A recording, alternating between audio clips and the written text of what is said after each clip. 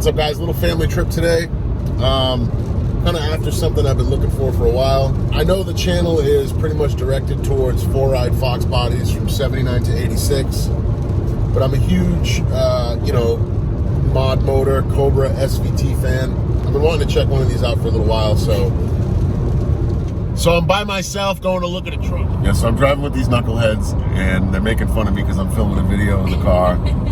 But yeah, it's something I wanted for a while, and I know it's not necessarily related to the channel, but it's Ford power and it's a lot of fun, and I figured we could do, if it does work out, we could do a few things on the channel and kind of take you guys along. So we'll check in a little bit once we get to the location and see what we're all about. Oh, it's been spotted. Let's check this thing out.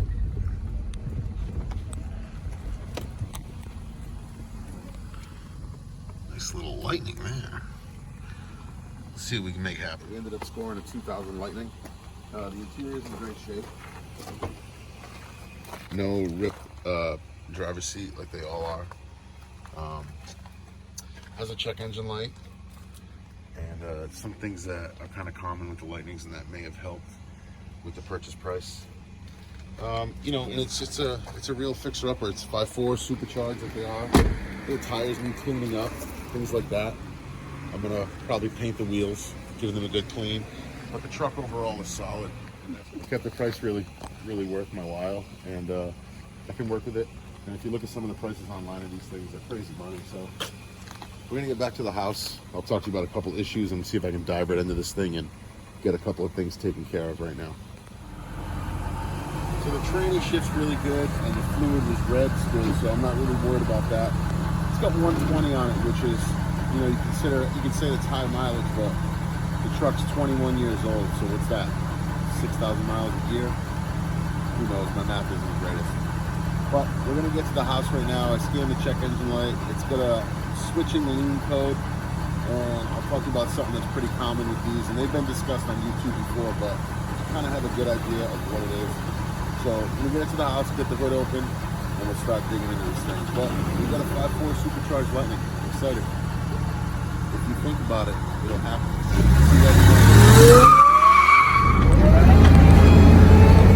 All right, so looking under the hood, you can see that it's a little grimy, a little dirty.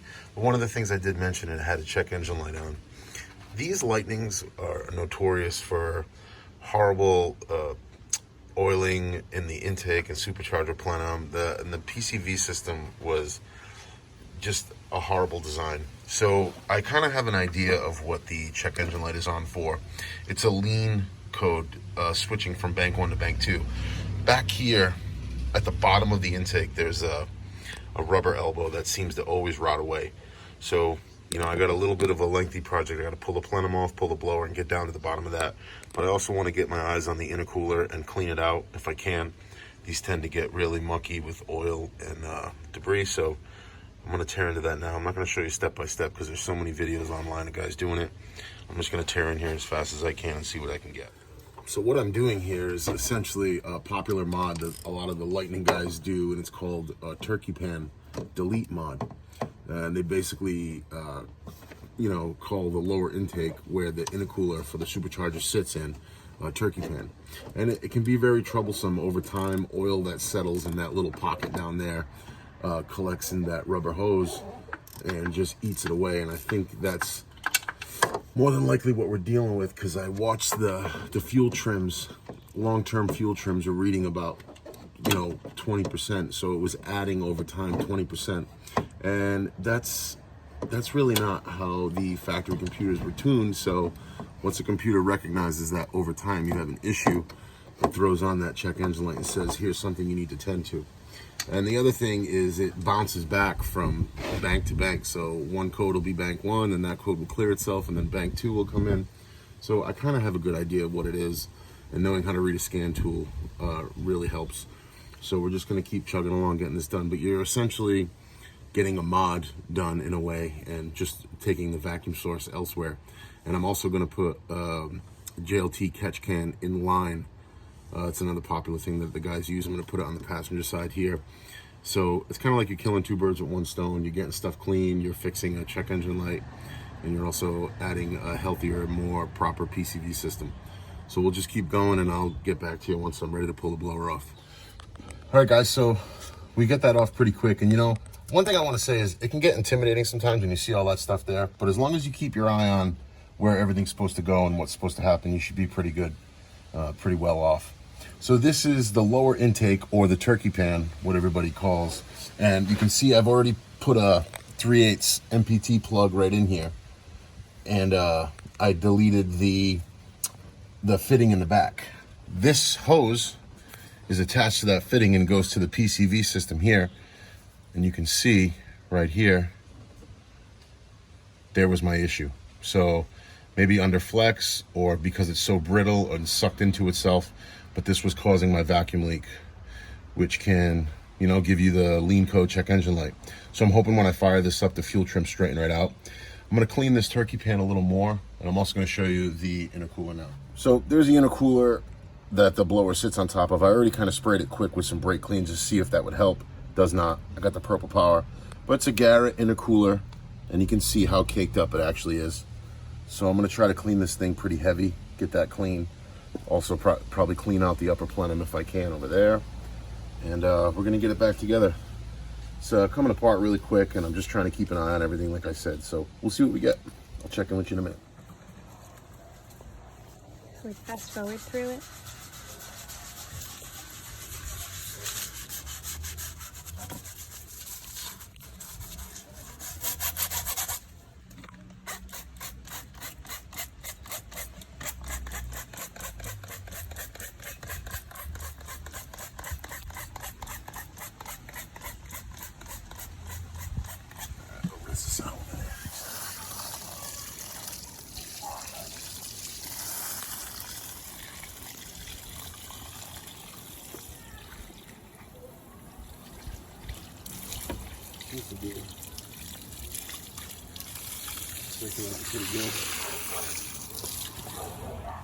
All right, so from what it was to what it is now, I'm very happy with the way this cleaned up.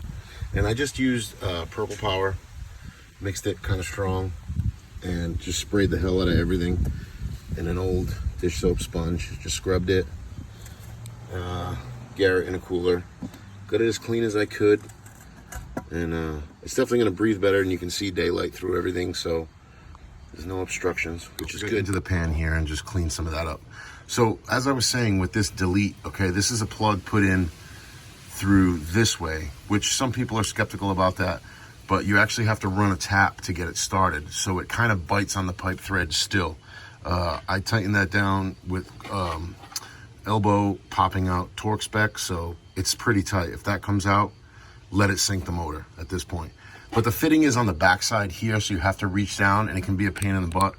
But I did get it, we did get it blocked off. Like I said, I do have an oil separator that's gonna go here. So we're gonna get this thing back assembled, ready to run. We'll do a couple other things, and we'll get to it, we'll fire it up, check it out.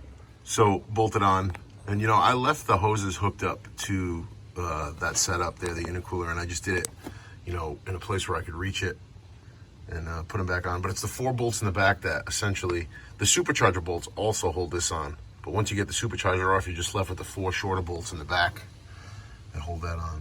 We're going back together. You know, looking at some of the things here you can see done. You got Excel coils, which, I don't know, I've always just liked OEM, but they seem to be okay. I was wondering if maybe that had something to do with the lean code, but we obviously found that huge vacuum leak.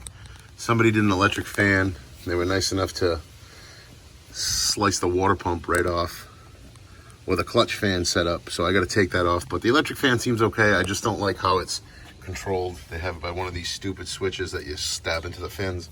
So I'll probably put a switch inside the block, so when it hits a certain temp, it grounds out and kicks the fans on, much like I did to the Capri. So we're just gonna chug along. I'll probably check back in once everything's back together. All right, so we're back together. Everything went together pretty easy. And like I said, if you just keep your eye on where the vacuum lines are supposed to go and keep tabs on everything, don't let anything get out of hand, should be pretty good. Pretty straightforward though, slam it all together. Now you notice I may have left the intake boot over here because we got a couple of go fast parts to put on. I'm first going to do the oil separator install, and then if I'm feeling a little froggy, we may do a couple other things. So stick with it. Straightforward oil separator from JLT.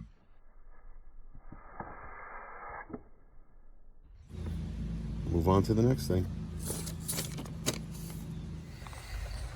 And just like that, with the turkey pan delete, we now have an oil separator in between the PCV and the vacuum source.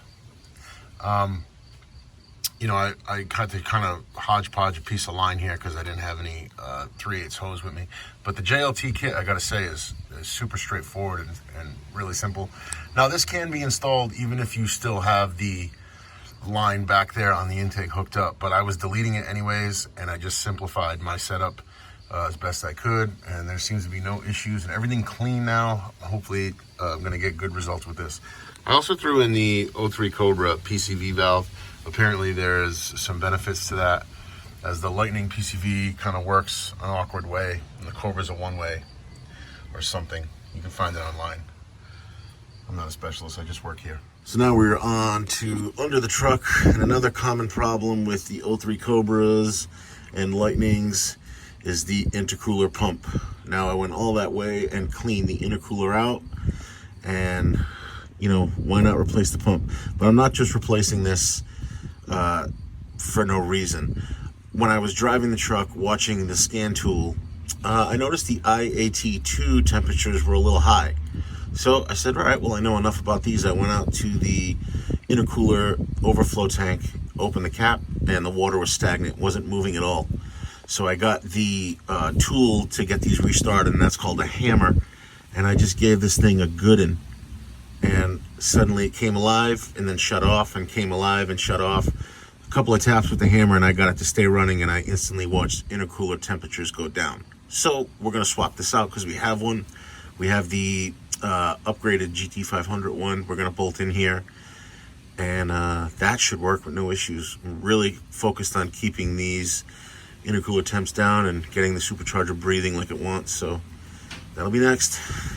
All right, so I used the larger pump, and I just slid the rubber support bracket off of it, and it fit right into the Lightning bracket. It's nice and tight there. And just a tip, I know a lot of guys know this, but if you don't want to drain the system and you got a good enough pair of needle nose vice grips, just give it the old clamp off.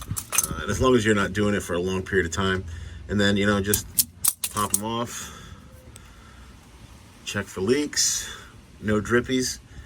We're plugged in. Once this thing sees 70 degrees, we should turn on its own, no more hammer. So we got one more mod to do. Let's just do it.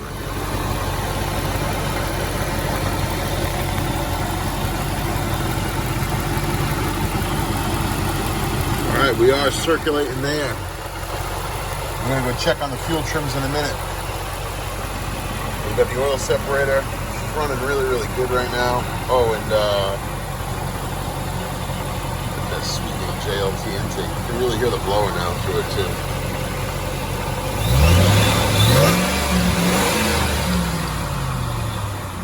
Take it for a little street drive in a minute, but I gotta say JLT makes some really, really clean stuff, and their instructions are simple, but everything lines up. You don't gotta mod nothing. Everything's great. You can see both O2s just doing their thing, swinging, and we're watching long term here because that's what lets us know if we have a problem.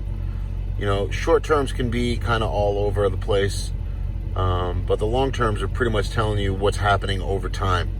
And if those numbers were to vary anywhere far off, you would get a check engine light. You know, if it was running too rich and you were adding, say, 10 to 18% fuel, you know, right now the long terms are saying it's taking away 5% of fuel at idle, which is, you know, 5% and 1% on bank 2, which is kind of okay. You know, you want them within 3% of each other, I would think. I'm not a tuner, and you know, I just kind of know how to read a scan tool through drivability and working on cars, but I think we're running pretty good, especially with that JLT intake. We seem to be all right. Now, don't let the mileage scare you either. The motor's solid, runs good. Check engine light kind of went off on its own. So we'll see what's up. So I just took it for a blast. It's not tuned. There is no tune in it, but I haven't really added any more boost, so I'm kind of safe there. Essentially, I'm just watching fuel trims to see how it runs. I have to get it registered as well too, so I have to be smart about where I'm driving it. I'm just doing some back road pulls, and it feels really good. I think the next thing I need to do is, you can hear the engine cooling down. My serpentine belt is noisy. It's got a little bit of a squeak to it, and it's kind of in rough shape. And of course, the stock lower pulley cage on the Lightning blocks the serpentine belt from coming off without removing it. So it kind of opens the door to maybe putting a 4-pound lower Metco kit on there. Just put a 4-pound lower pulley and leave the top alone, leave the upper pulley alone. I'm gonna do 2 new belts. And I think the only other really, mods that I wanna do is really popular with these are the valve bodies. Punisher and Johnny Lightning Performance make a great valve body for these. And if you guys have any experience with them, please leave it in the comments. I just don't know which one to go with. Punisher seems to be the favorite, but I'm open to all critiques and all suggestions. So I've done pretty much, the first run of things to go with this. My wife and the kid are gonna clean the interior for me because that's something I can't really do. We'll probably hang a couple of coconut little trees in there, but yeah, I got a good deal on the truck, and that's why I bought it. I thought of the idea, and it just presented itself, and enough time on Facebook Marketplace can really make you do some things. But I'm glad I did it because I've always wanted one of these. I've always been into the 03 Cobras and the Terminators and stuff, and like I said, I did a swap way back when, and it's something I'm into. So we're just gonna clean the truck up, have some fun with it, do a couple other little mods, but that's it. It's all it's really. I'm not trying to make the dyno number, make the power, but I just thought it'd be something cool for the channel, and I can let my kid do a brake rev in it and blow the tires off the rear. So that's it for this video. We will talk soon. We're gonna go for a little cruise down the street, and yeah, check in next time for some more Ford content. Peace. Peace. Peace. Peace.